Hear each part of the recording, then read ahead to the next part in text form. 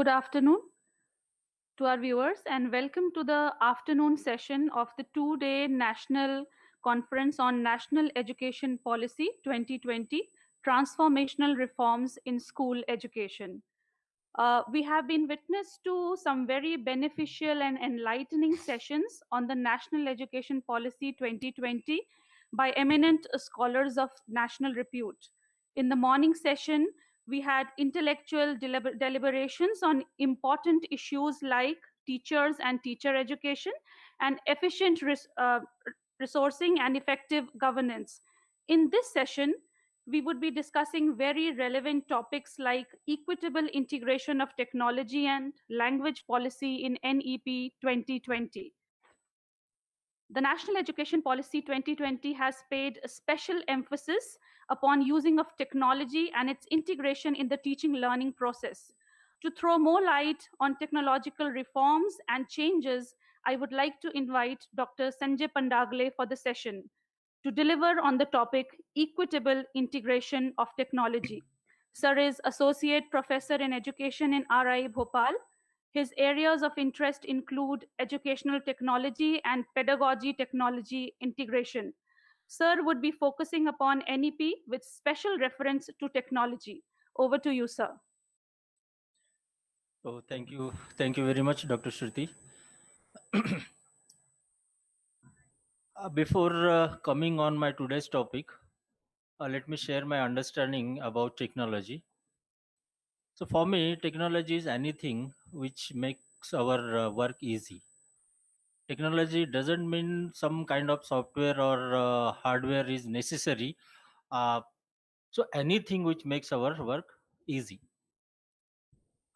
We can see in last few years in our country many technological developments are taking place. It is due to government of India's various efforts, various schemes such as ICT at School scheme, SSA, RMSA, and few other special initiatives by government of India. To use technology, especially in school context, in school, there is a requirement of mainly two things. Number one, availability of infrastructure, and number two, judicious or optimum use of this available infrastructure. So due to various efforts by government, we can say this availability aspect is more or less covered. We can find a few technological gadgets in every government school also. We can find computer is there, printers are there, and few other technological gadgets are available. So the first more or less covered by government of India or our government. Now the very important aspect is second one, that is how to use effectively this technology. For this purpose, there is a dire need of training, and if not training, then firstly interest. So few teachers or few students may be interested in technology, and with the help of due to their interest, they may develop themselves to use to make optimum use of technology. But all the teachers are not that much tech savvy, or they are not having that much interest. Present scenario, this pandemic scenario, realized us that how this technology is important. So firstly, I would like to, I was interested to highlight what is technology and what are the requirement if we have to use this technology in our school system. Now, there is one more term along with technology. There is one term, that is ICT, and ICT in education. Let me speak something about this ICT also. ICT stands for Information and Communication Technology. In nutshell, all such technologies through which we can get information and we can communicate. So getting information or gathering information or acquiring information, and the same information, if we can communicate with other, This is nothing but ICT. This is the very simple I can say definition of ICT. And when this ICT we start using in our education, it becomes ICT in education. Now, every teacher who enter in the system, that means he or she becomes a teacher. Obvious, the particular person is already having content knowledge with him or her. The very requirement for becoming a teacher is any teaching related certificate, teaching related degree or diploma. So the teacher must be having D.Ed or B.Ed or M.Ed like degree with him or her. So a teacher is having content as well as pedagogical aspect with him or her. Now, what is pedagogy? Pedagogy is nothing but the art and science of teaching learning. But if something may not be with the teacher, and that thing is nothing but technology. Okay, if he or she is having technology, even he or she must know, he or she must know how to integrate this technology with content and pedagogy. Okay, so if we have to integrate this technology with content and pedagogy, so let me just say a few words about integration. Let me explain this in Hindi because it will be very effective, I suppose. अगर आपसे कोई पूछे कि integration का क्या अर्थ है, सो उसका dictionary meaning हम बता सकते हैं, जो हमको किताबों में पढ़ने को मिला है वो हम बता सकते हैं। लेकिन मैं एक सिंपल सा एग्जांपल आपको देता हूँ जिससे आपके ये ध्यान में आ जाएगा कि इंटीग्रेशन किसे कहते हैं। हम में से हर कोई चाय या कॉफी पीता है, नहीं पीता है तो कम से कम उसके बारे में जानकारी तो है ही। चाय बनाने के लिए हमें दूध की ज़रूरत है, शक्कर की ज़रूरत है, पानी की ज़रूरत है और पत्ती, चाय पत्ती। मिनिमम इन 4 चीज़ों की ज़रूरत है। शुरुआत में ये चारों चीज़ें अलग-अलग होती है, इनका अपना एक अस्तित्व है। हम कह सकते हैं कि ये पानी है, ये दूध है, ये शक्कर है, ये पत्ती है। लेकिन जब चाय बन जाती है, चाय बन के हमारे प्याले में आती है, तब क्या हम बता सकते हैं कि यहाँ कहाँ पत्ती है या कहाँ चीनी है या कहाँ पानी या कहाँ पर क्या है? This is the best example of integration. In the same way, we have to integrate this technology with content and pedagogy. So the very approach for this integration is called as CPTK approach or TPAC approach, content, pedagogy and technological knowledge.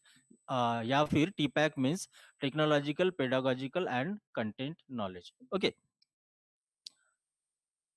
This very policy, that is national education policy T20, I prefer to call it as T20, new nomenclature which we use in our cricket. So this very policy is also very I can say very loudly talking about this integration aspect. This policy is also talking about equity aspects.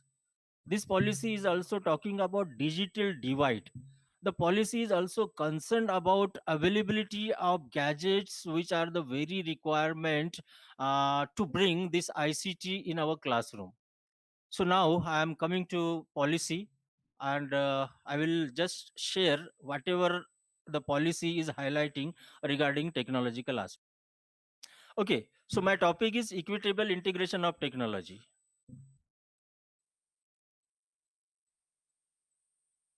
The very first aspect is technology use and integration. Just now I have highlighted few important aspects related to this integration. So let me just go through the points, and wherever I feel that there is a need to explain the points or some bullets or some words or some terms, then I will explain that. India is a leader in ICT. Day by day, India is becoming a leader in ICT. The Digital India campaign is helping to transform the entire nation into a digitally empowered society and knowledge economy. While education will play a critical role in this transformation, obvious the role of education is always transformatory in nature. Technology itself will play an important role in the improvement of educational processes and outcomes. The relationship between technology and education at all levels is bidirectional. यहाँ पर ये policy कहना चाहती है कि एक तरफ transformatory agenda में क्रिटिकल रोल शिक्षा का है, लेकिन इस रोल को एक सुचारू रूप देने के लिए, एक अच्छा रूप देने के लिए, एक मजबूत रूप देने के लिए टेक्नोलॉजी का रोल उतना ही महत्वपूर्ण रहेगा। तो शिक्षा और टेक्नोलॉजी कहीं ना कहीं साथ साथ में चलेगी, हैंड इन हैंड चलेंगे।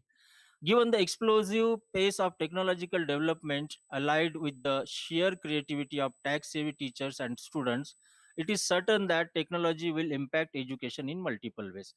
कहने का तात्पर्य यहाँ पर यह है कि जो टीचर या स्टूडेंट टेक सेवी है, इन लोगों के पास से या इनके मदद से हमें जो कंटेंट है वो कंटेंट तैयार करना है, and that after that it is certain that technology will impact education in multiple ways.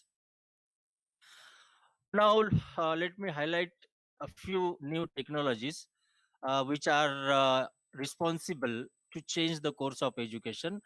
According to NEP T20, new technologies are artificial intelligence, machine learning, blockchains, smart boards, handheld computing devices, adaptive computer testing, and other educational software and hardware.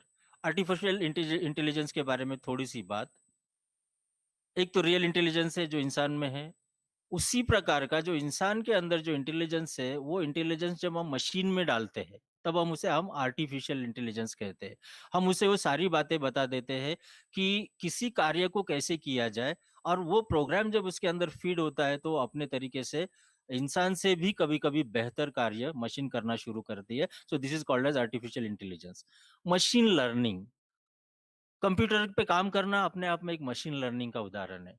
Blockchain, smart boards, ऐसे ऐसे कुछ नए नए और gadgets already शिक्षा व्यवस्था में आ चुके हैं. कुछ सॉफ्टवेयर्स आ चुके हैं, कुछ हार्डवेयर्स आ गए हैं. तो ये जो सारी नई टेक्नोलॉजीज है, this will define the new way of learning. Obvious इनके मदद से जो एक शिक्षा का नया स्वरूप हमारे सामने आएगा, सीखने का एक नया स्वरूप हमारे सामने आ रहा है. आएगा कहने से अच्छा हम कहेंगे कि आ रहा है. However, to achieve this, we need to require extensive research, both on the technologies as well as educational front. बिना रिसर्च के इन सब चीजों को लागू करना सही नहीं होगा, इसलिए रिसर्च की आवश्यकता पॉलिसी के अनुसार है. Use and integration of technology to improve multiple aspects of education will be supported and adopted. जो भी टेक्नोलॉजी इंटीग्रेशन के लिए आवश्यक चीजें होगी, उनको सपोर्ट दिया जाएगा, उनको अडॉप्ट किया जाएगा. N autonomous body, the national educational technology forum (NETF) will be created to provide a platform for the free exchange of idea on the use of technology to enhance learning, assessment, planning, administration, and so on, both for school and higher education. हमारे शालेय व्यवस्था में learning महत्वपूर्ण है, आकलन जिसे assessment कहते हैं महत्वपूर्ण है, प्लानिंग, एडमिनिस्ट्रेशन, ये सारी महत्वपूर्ण बातें जो स्कूल एजुकेशन में तथा हायर एजुकेशन में है, इनके लिए एक नया फोरम तैयार करने की बात पॉलिसी कह रही है, जिसे नेशनल एजुकेशनल टेक्नोलॉजी फोरम के नाम से जाना जाएगा. क्या फंक्शंस होंगे इस NETF के? It will provide independent evidence-based advice to central and state government agencies on technology-based interventions. Research पर आधारित, एविडेंस पर आधारित जो बातें होंगी, जो एडवाइस होगी, वो एडवाइस वो सेंटर और स्टेट गवर्नमेंट के लिए करने का कार्य करेगी. It will build intellectual and institutional capacities in educational technology, envision strategic thrust areas in this domain, and articulate new directions for research and innovation. So in nutshell, research पर आधारित जो technology होगी, जिस टेक्नोलॉजी के चलते हुए शिक्षा में क्या सुधार हुआ है, ये बातें अपने पास रखते हुए टेक्नोलॉजी को और मजबूत करने का, इंटेलेक्चुअली और इंस्टीट्यूशंस की कैपेसिटीज इनको बढ़ाने का कार्य NETF का होगा.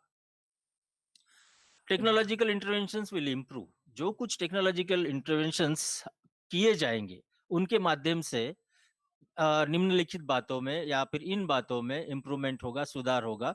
Teaching, learning and evaluation process, teacher preparation and professional development, enhancing educational access, streamlining educational planning, management and administration, and processes related to admissions, attendance, assessment। अभी आप लोग देखते हो, पा रहे हो कि पिछले कुछ वर्षों से हमारे देश में अधिकांश जो एडमिशन है या प्रवेश की प्रक्रिया है वो ऑनलाइन पहले से शुरू हो चुकी है। अटेंडेंस लगभग सारे स्कूल ऑनलाइन ले रहे हैं। असेसमेंट में भी आईसीटी ने अपनी काफी हद तक दखल पहले से शुरू कर ली है। आप लोग जानते, गूगल फॉर्म एक सिंपल सा उदाहरण है असेसमेंट के लिए जिसे इस्तेमाल किया जाता है। ऐसे ढेरों उदाहरण या ऐसे ढेरों टूल्स टेक्नोलॉजी के पहले से ही हमारे पास आना शुरू हो चुके हैं। A rich variety of educational software will be developed.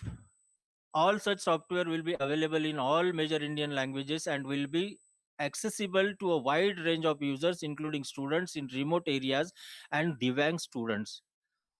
बहुत सारे शिक्षा से संबंधित जो सॉफ्टवेयर्स है उनका निर्माण किया जाएगा।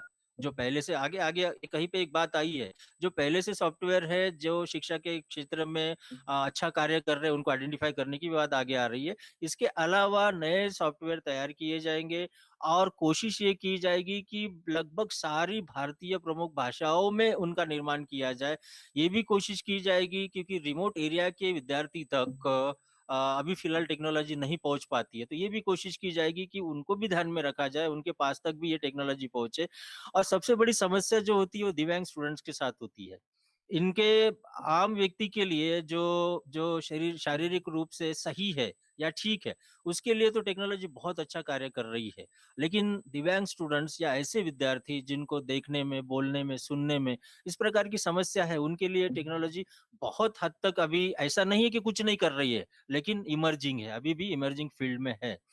अगर आपको याद होगा कि आपके मोबाइल में एक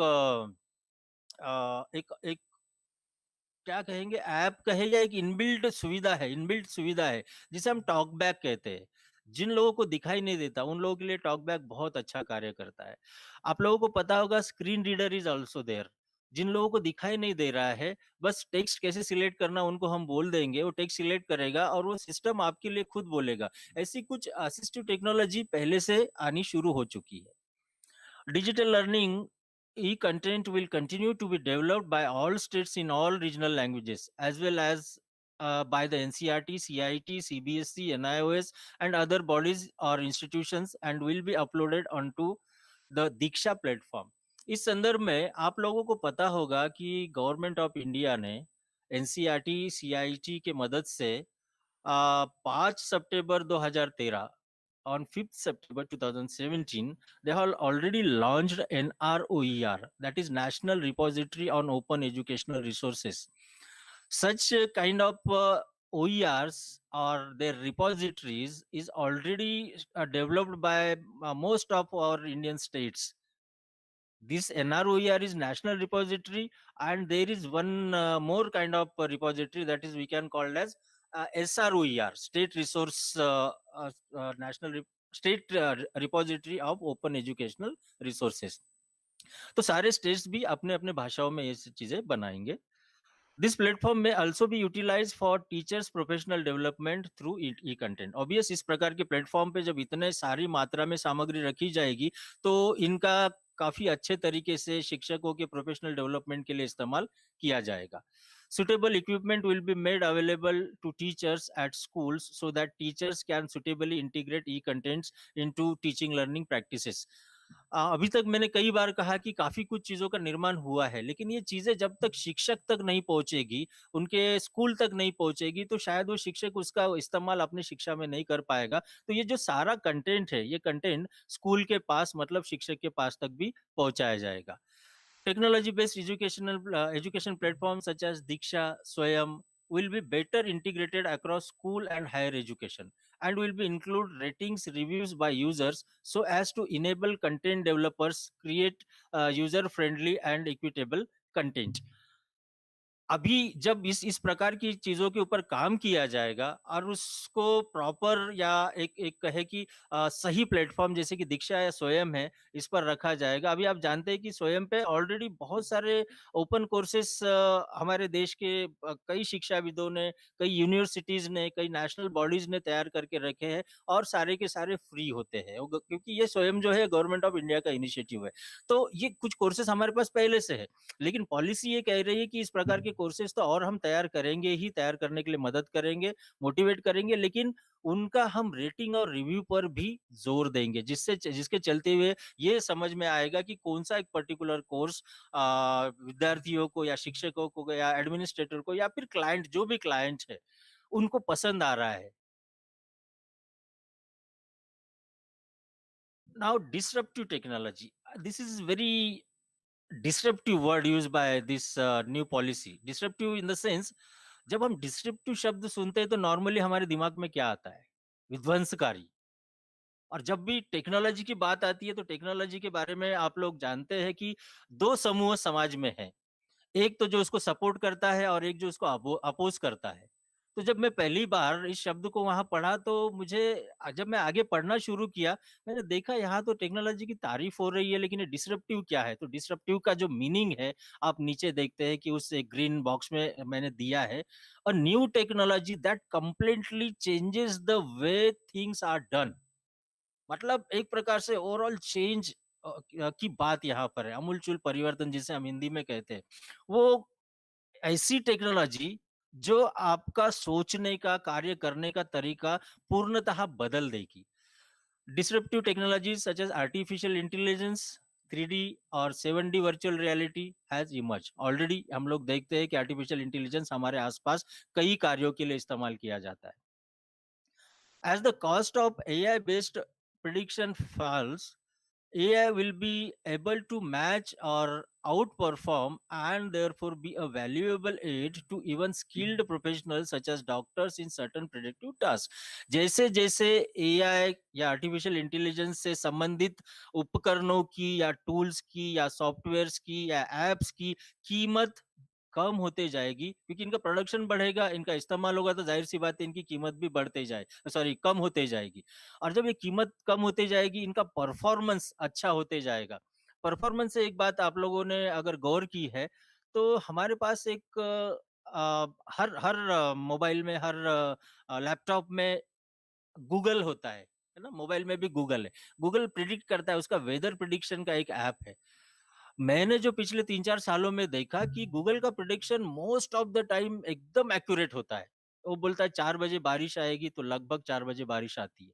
मतलब ये जो चीज़ें आर्टिफिशियल इंटेलिजेंस के माध्यम से इनका परफॉर्मेंस जैसे-जैसे अच्छा होते जाएगा, वैसे-वैसे ये ऐसे पेशों के लिए भी मदद करेगा, फॉर एग्जांपल डॉक्टर्स जो एक अपने आप में उनका कार्य बहुत क्रिटिकल है, तो वहाँ पर भी इसका मदद ऑलरेडी लेना शुरू हो चुका है कुछ जगह। लेकिन इसकी मदद और ज़्यादा बढ़ेगी। इसकी मदद से और अच्छे रिजल्ट्स डॉक्टर हमें दे पाएँगे।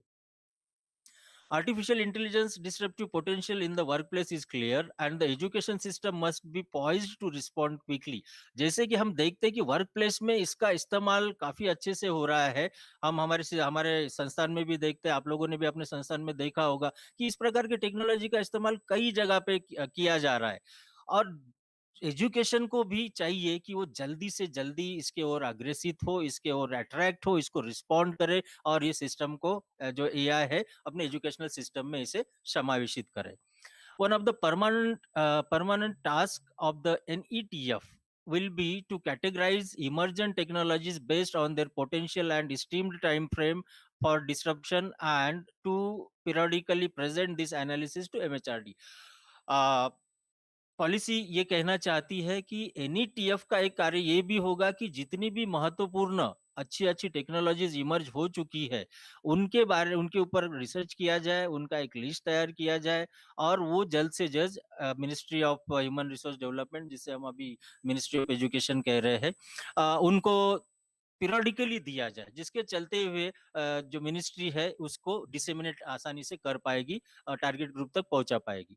Based on these inputs, MHRD will formally identify those technologies whose emergence demands responses from the education system. तो इसमें सबसे पहले मिनिस्ट्री इस बात के ऊपर काम करेगी कि ऐसी कौन सी टेक्नोलॉजी है जिसको हम तुरंत हमारे एजुकेशन सिस्टम के लिए लागू कर सकते हैं, जो अच्छे इनपुट हमारे सिस्टम के लिए दे पाए.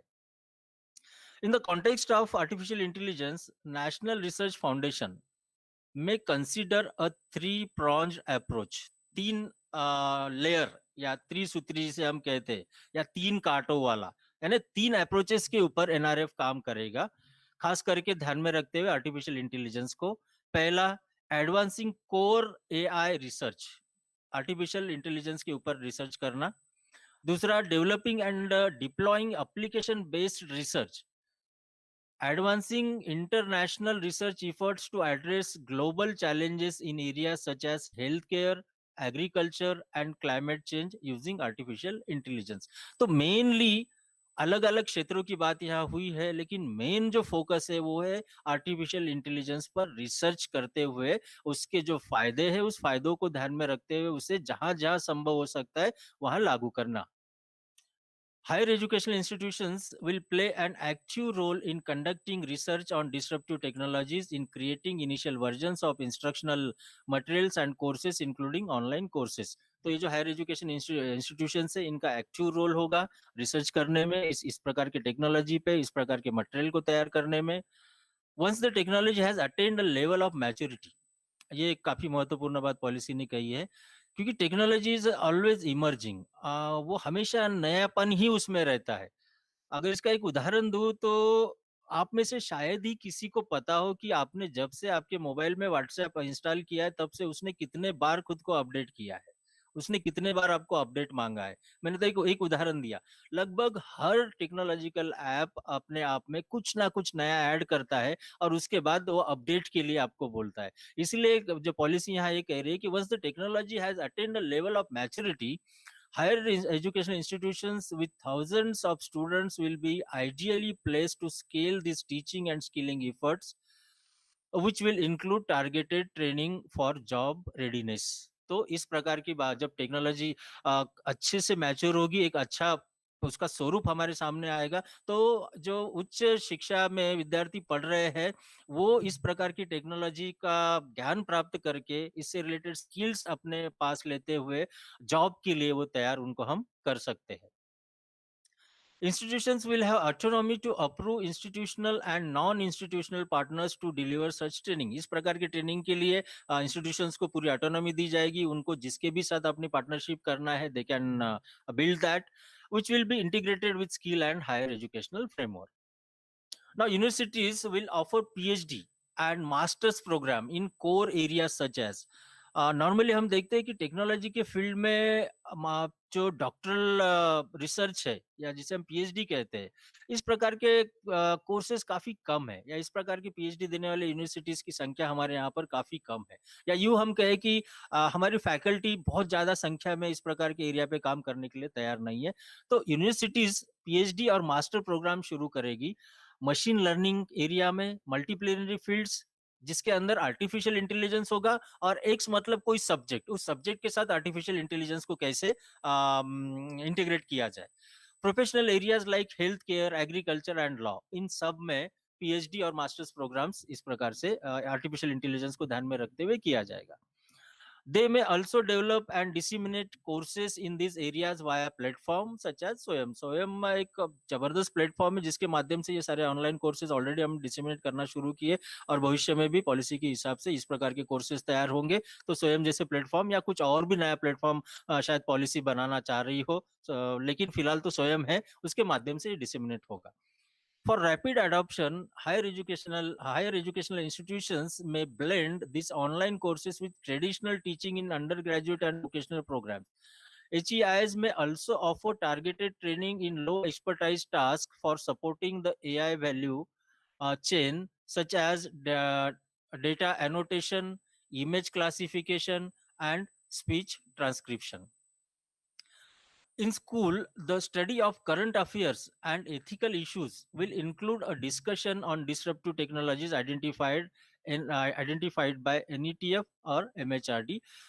हम करंट अफेयर्स में हम देखते हैं कि जब हम पढ़ाई कर रहे हैं, हम किसी कॉम्पिटिटिव एग्जाम के लिए तैयारी करते हैं या और बहुत सारी बातों के लिए करंट अफेयर्स की जरूरत होती है, तो उसके ऊपर एक कोशिश की जाएगी, एक जोर दिया जाएगा कि डिसरप्टिव टेक्नोलॉजीज को चर्चा का विषय बनाए, उसमें उसको करंट अफेयर्स में रखा जाए. Appropriate instructional and discussion materials will also be prepared for continuing education. Data is a key fuel for AI based technologies. It's very obvious. जो कुछ टेक्नोलॉजी करती है या टेक्नोलॉजी वाले लोग करते हैं, सॉफ्टवेयर डेवलपर्स करते हैं, वो सब कुछ प्रीवियस डेटा पर आधारित होता है.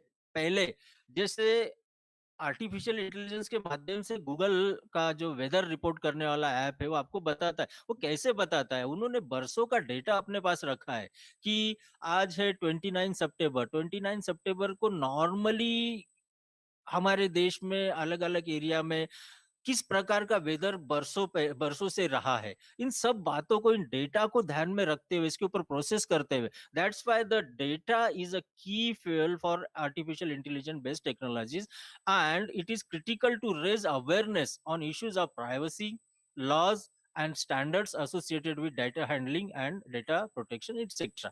आप लोगों को खास करके इंटरनेट से रिलेटेड जो प्राइवेसी है, उससे रिलेटेड कुछ और इश्यूज है, इसके बारे में तो जानकारी है ही, लेकिन डेटा को कैसे हैंडल किया जाए उसके बारे में भी पॉलिसी बात कर रही है कि इसके ऊपर भी जोर दिया जाएगा, इसके लिए भी कार्यक्रम तैयार किए जाएंगे. It is also necessary to highlight ethical issues surrounding the development and deployment of AI based technologies. Education will play a key role in this awareness raising efforts. Other disruptive technologies that are expected to change the way we live and therefore change the way we educate student. जिस तरीके से हम जी रहे हैं और जिस तरीके से हम विद्यार्थियों को पढ़ा रहे हैं, तो ये टेक्नोलॉजी वो सारा बदलने की क्षमता रखती है. इसके अंतर्गत क्या आता है? Which include those relating to clean and renewable energy, water conservation, sustainable farming, environmental preservations, and other green initiatives. This will also receive prioritized attention in education. Now I am coming to second part that is related to equity issues, digital divide issues in the field of technology or due to use of technology. The second aspect is online and digital education, ensuring equitable use of technology.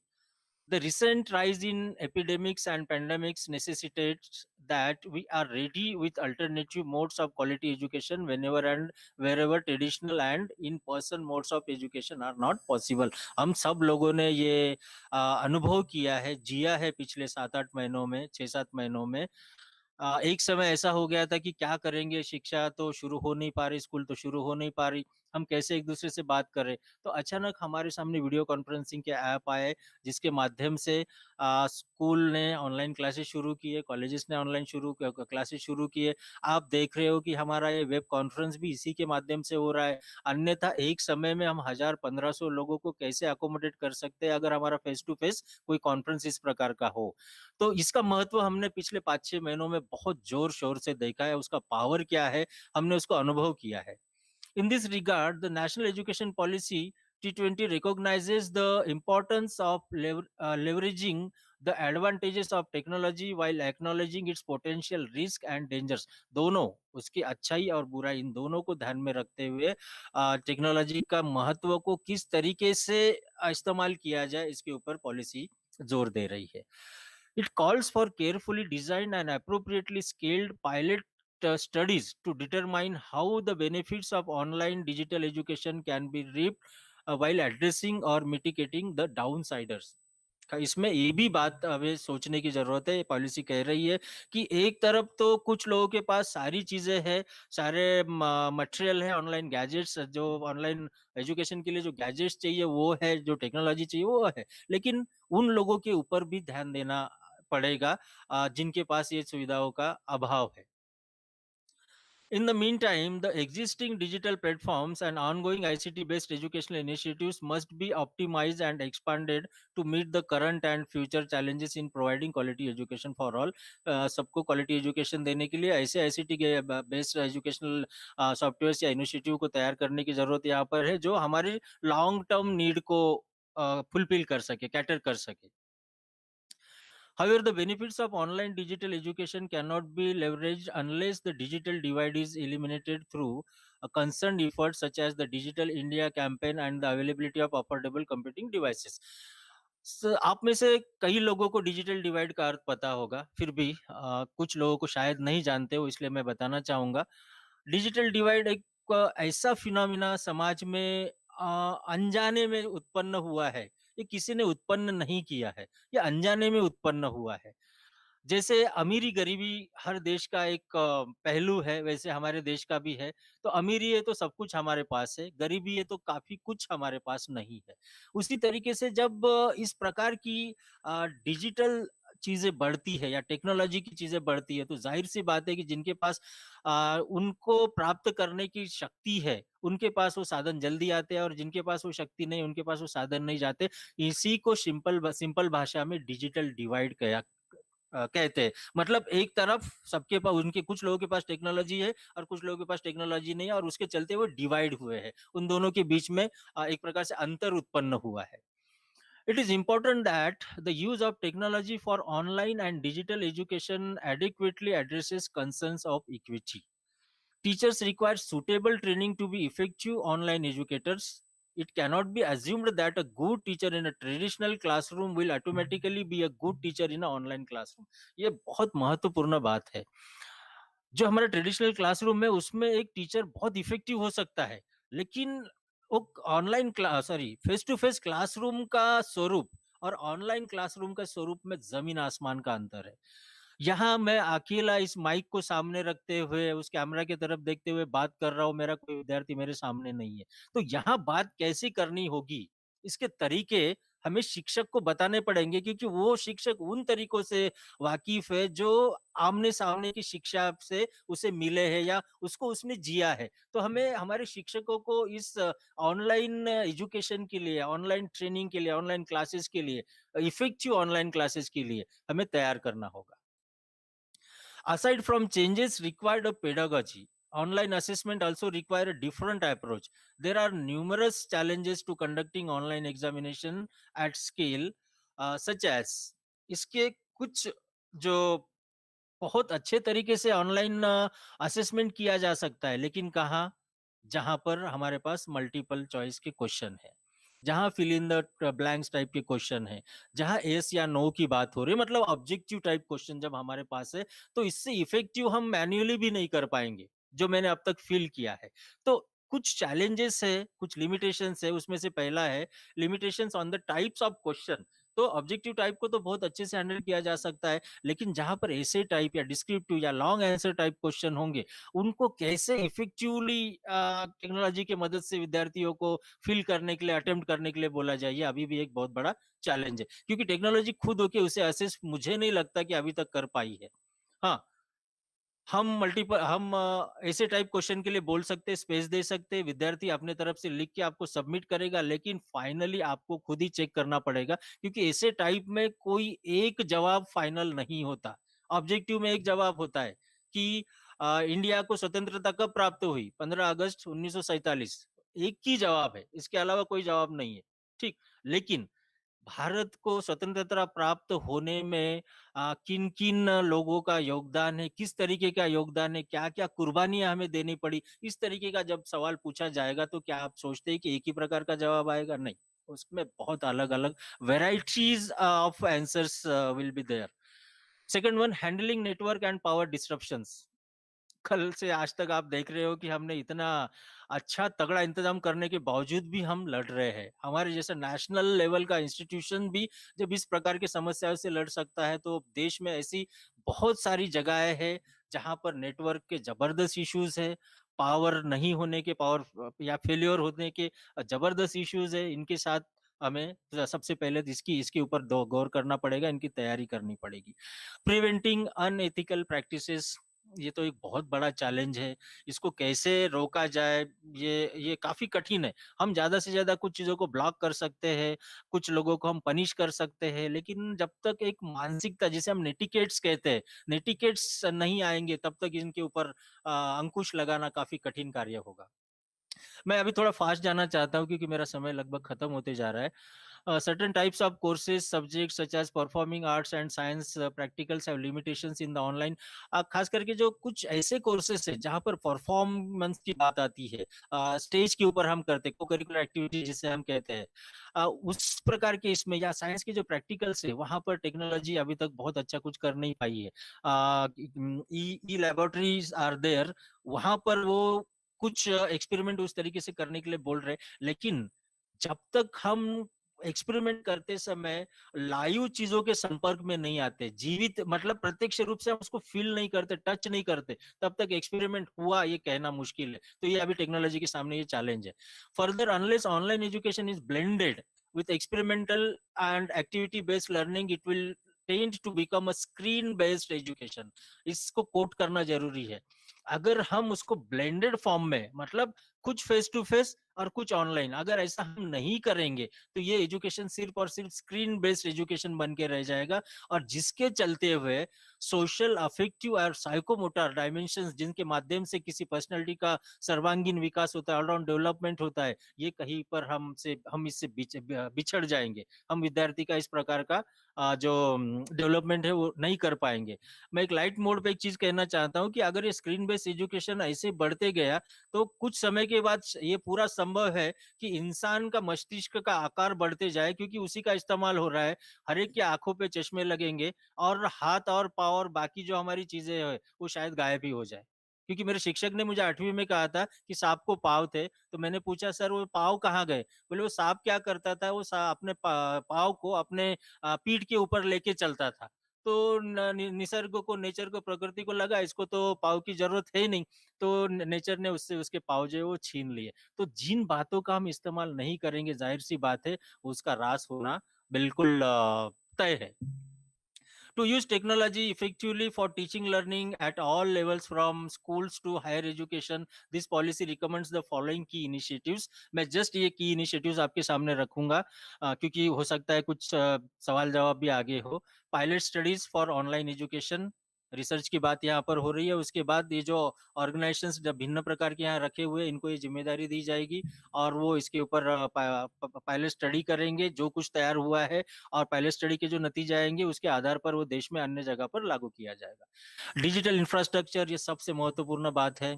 काफी हद तक hardware हमारे पास है, लेकिन software की अभी भी उचित सॉफ्टवेयर हमारे पास नहीं है। साथ ही साथ जो शिक्षकों को टेक्नोलॉजी के लिए तैयार करना है, जिसके ऊपर मैंने शुरुआत में ही बात की, उसमें भी कहीं पर हम अभी पीछे है। Online teaching platforms and tools, ये स्वयं और दीक्षा जैसी चीजें ऑलरेडी हमारे पास उपलब्ध हुई है, और भी इस पॉलिसी के माध्यम से चीजें या और प्लेटफॉर्म्स हमारे सामने आएंगे, जिसके चलते हुए शिक्षा आसान होते जाएगी।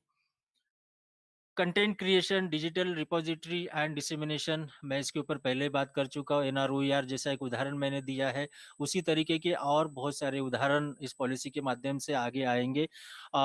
शिक्षा को रोचक बनाने के लिए लर्निंग गेम्स, कुछ creation of course work, simulations, augmented reality, virtual reality, इन सब का इस्तेमाल करते हुए टीचिंग लर्निंग मटेरियल तैयार किया जाएगा।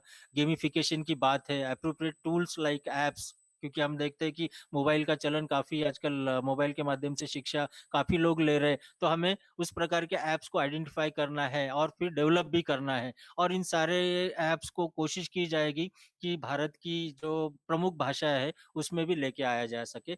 एड्रेसिंग द डिजिटल डिवाइड, इसके ऊपर हमने बात किया। इसको कम करने के लिए, और कम करने के लिए पॉलिसी रिकमेंड कर रही है कि हम इंटरनेट के अलावा, क्योंकि इंटरनेट अभी सबके पास नहीं है, लेकिन सबके पास क्या है, the existing mass media such as television, radio and community radio, ये हम देख रहे हैं कि ये लगभग हर गांव में है, हर एक के रीच में है। तो ये डिजिटल डिवाइड कम करने के लिए पॉलिसी कह रही है कि हम 24x7 इस प्रकार के प्लेटफॉर्म पे हमारे शिक्षा के जो कार्यक्रम है, उनको रखेंगे। वर्चुअल लैब्स तैयार करने की बात हो रही है। और उसके चलते हुए the possibility of providing adequate access to socially and economically disadvantaged groups, students and teachers through suitable digital devices, उनको भी ध्यान में रखते हुए वर्चुअल लैब और कुछ और डिजिटल डिवाइसेस से उनको तैयार किया जाएगा। Training and institutes for teachers, इसके ऊपर भी पहले ही कहा, ट्रेनिंग केवल कैसे किसी चीज को यूज करना है इसके ऊपर नहीं, इसके ऊपर ध्यान दिया जाएगा कि quality content, learning centric, pedagogy centric, high quality वाला कंटेंट कैसे तैयार किया जाए, इसके ऊपर शिक्षकों को जो प्रशिक्षण होगा। ऑनलाइन असेसमेंट एंड एग्जामिनेशन, उसके लिए नेशनल असेसमेंट सेंटर या फिर उसका परक नाम है, साथ ही साथ school boards, national testing agencies, इस प्रकार की और एजेंसीज तैयार की जाएगी और उनके माध्यम से competencies, portfolios, rubrics, standardise assessment and assessment analytics, ये सारे बातों को वहां स्थान दिया जाएगा, जिसके चलते हुए 21st सेंचुरी की जो आवश्यकता है उसको हम पूरा कर सके।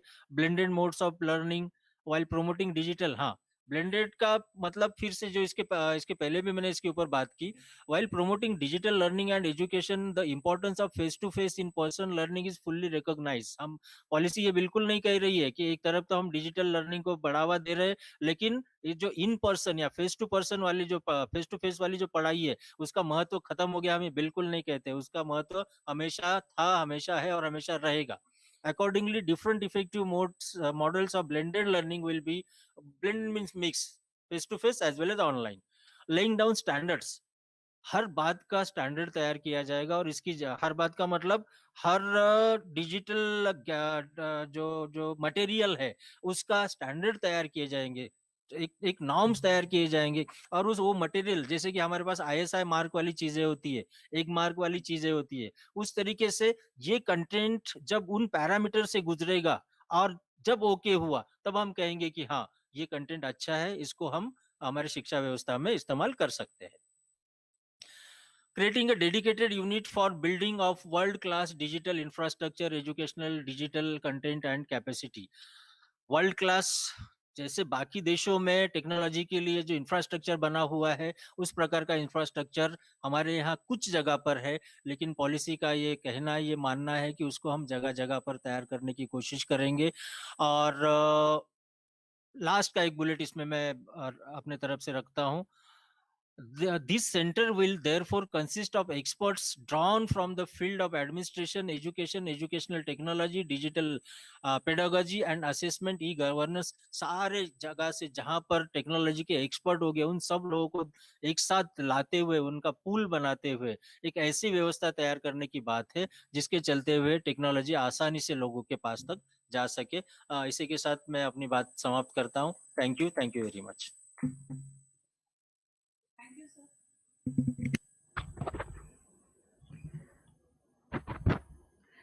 Thank you, sir. Thank you for sharing your concerns on equitable distribution of technology. Indeed, all of us have realized the importance of technology in the present scenario. And I would like to thank you, sir, for delving upon important issues like effective use of technology, the importance of training, and including the personal interests of teachers and students.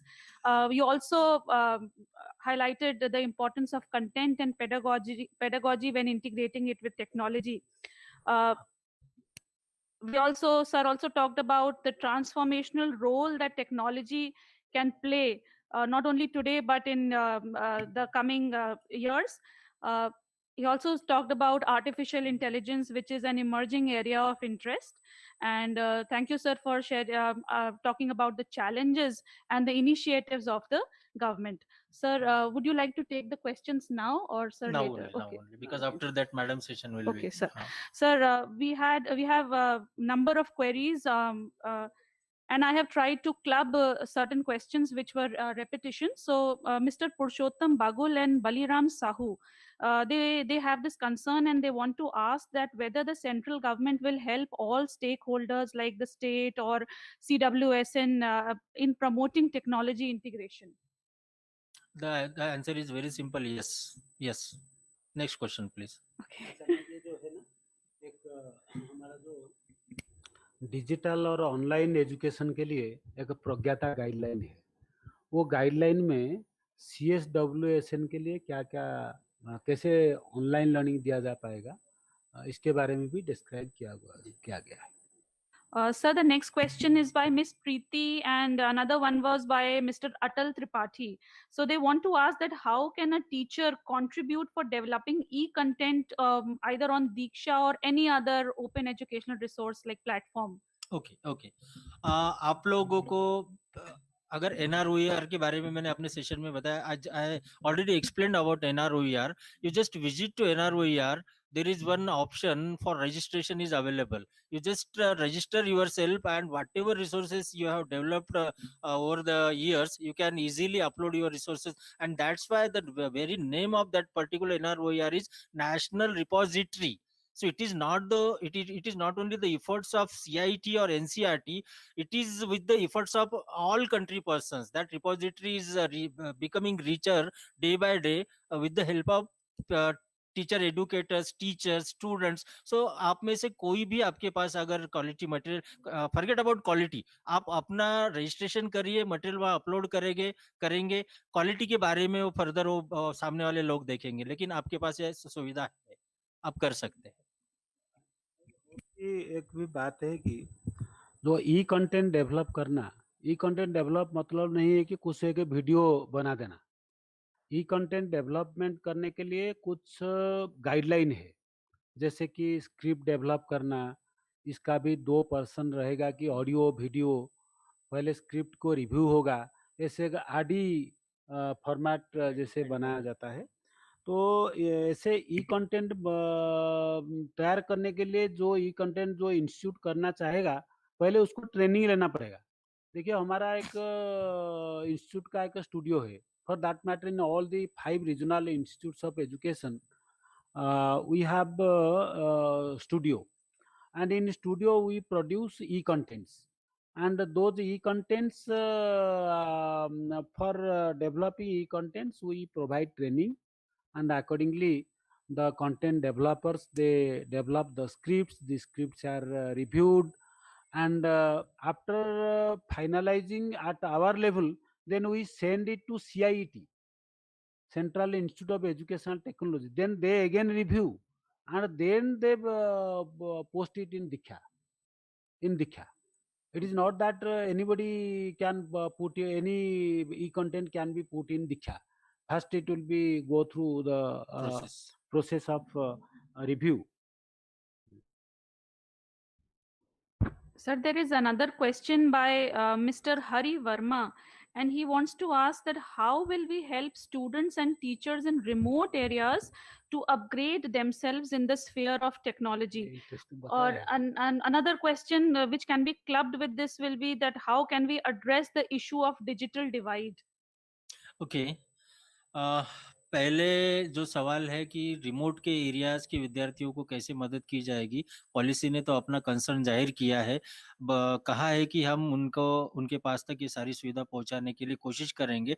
लेकिन मैं अपने तरफ से ये कहना चाहता हूं कि जहां इंटरनेट नहीं है, जहां इलेक्ट्रिसिटी का अभाव है, तो आप पाते हैं कि ऐसे कितने तो प्लेटफॉर्म फिलहाल इंटरनेट पर उपलब्ध है, जैसे कि यूट्यूब है, teacher tube is there, NROER के रिसोर्सेज भी है. ऐसे कितने तो रिसोर्सेस है जिनको आप बिफोर हैंड डाउनलोड करके अपने पास रख सकते हो, और डाउनलोड करके रखने के बाद जहां पर इंटरनेट नहीं है, चीज आपके पास डाउनलोड हो चुकी है, आप वहां जाके लैपटॉप की मदद से, क्योंकि लैपटॉप भी कम से कम 3 घंटे का चार्जिंग देता है, आप उसके मदद से दिखा सकते हो. अगर इलेक्ट्रिसिटी है, आजकल हमारी जो टीवीज है वो भी स्मार्ट हो चुकी है, आप पेन ड्राइव में लेके जाएंगे, पेन ड्राइव इंसर्ट करेंगे तो टीवी पर भी देखा जा सकता है, नहीं तो मोबाइल में भी चीजें दिखाई जा सकती है. तो रिमोट एरिया के विद्यार्थियों के लिए फिलहाल मुझे जो अच्छा ऑप्शन लगता है कि इस प्रकार के रिसोर्सेज को पहले डाउनलोड करके रखा जाए और उनका इस्तेमाल वहां किया जाए. अच्छा, दूसरा एक्चुअली हमारा doctor Sanjay Pandagal is the national resource person on this technology based education, and हमारा इंस्टीट्यूट में जितना सब टेक्नोलॉजी इस्तेमाल हो रहा है, और जो भी हम टेक्नोलॉजी यूज़ करते हैं वो भी ओरिएंट करते हैं हमारा फैकल्टी को. मैं भी बहुत उनसे सीखा हूँ. मगर ये जो अभी जो आप बोले कि डिजिटल डिवाइड को कैसे एड्रेस किया जाए, इसके बारे में वो बोल चुके हैं, जैसे कि अमीरी गरीबी का। मैं टेक्नोलॉजी डिजिटल डिवाइड को ऐसे बोलता हूँ Sanjay, if it is correct, technology haves and technology have nots. Right, exactly. Similarly, we also say financially or economically haves and have nots. तो आप बस मैं एक बात कहने जा रहा था कि अभी सर ने जो बातें कही रुब्रिक्स वगैरह की, पोर्टफोलियो की, रुब्रिक्स की, पोर्टफोलियो की, ये मेरे आखिरी के 2-3 स्लाइड में इसके ऊपर काफ़ी अच्छे से चर्चा की है एनईपी ने। लेकिन समय के अभाव में मैं इसको थोड़ा फास्ट फॉरवर्ड किया, जल्दी-जल्दी बातें की। मैं दिखा दो उसको। ये जो प्रेजेंटेशन है, वो जो हमारा ग्रुप बना हुआ है, वो वहाँ पर मैं सारे प्रेजेंटेशन आप लोगों की सुविधा के लिए डाल दूंगा, तो आप आसानी से बाद में भी इसको देख सकते हैं। तो थैंक यू। ठीक है, ठीक। Thank you, sir. And we're getting very nice reviews on the live chat, and people are praising your presentation. Thank you. So Thank you very much. we would move on to the next session.